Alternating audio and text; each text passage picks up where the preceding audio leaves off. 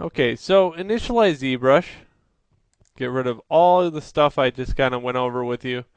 And we're going to go on to a fresh Zsphere and another lesson. Click Edit. This time go into Transform, Activate Symmetry.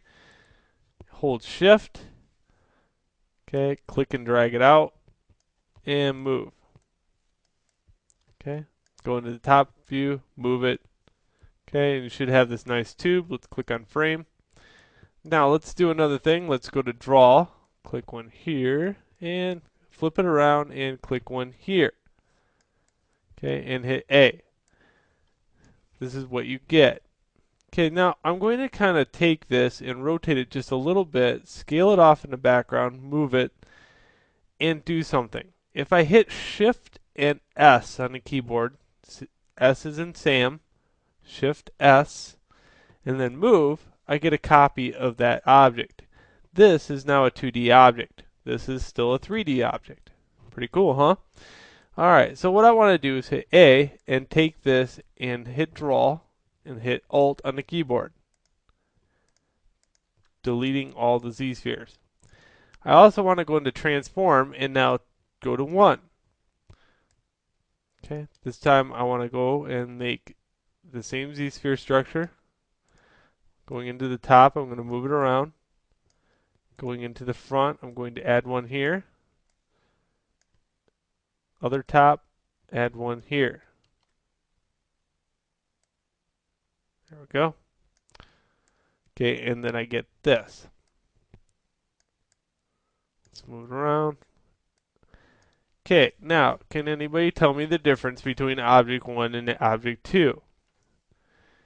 Okay, what is the difference? The difference is, if you see, it has inserted another edge loop in this area.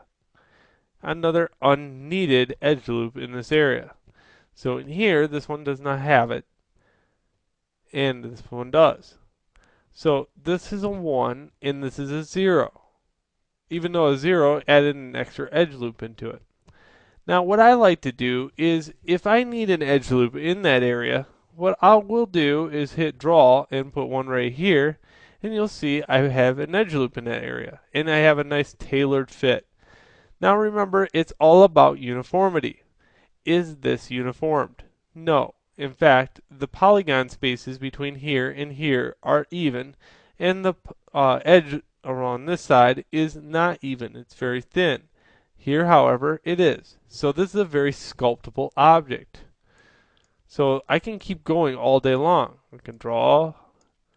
Okay. I can add one here. And all that does is tighten up the form. I can add one here and it tightens up the form. Okay. So just kind of know that. That is the difference between a 1 and 0. If I want to go do this with this one, it would insert some very unneeded edge loops along its way. Okay.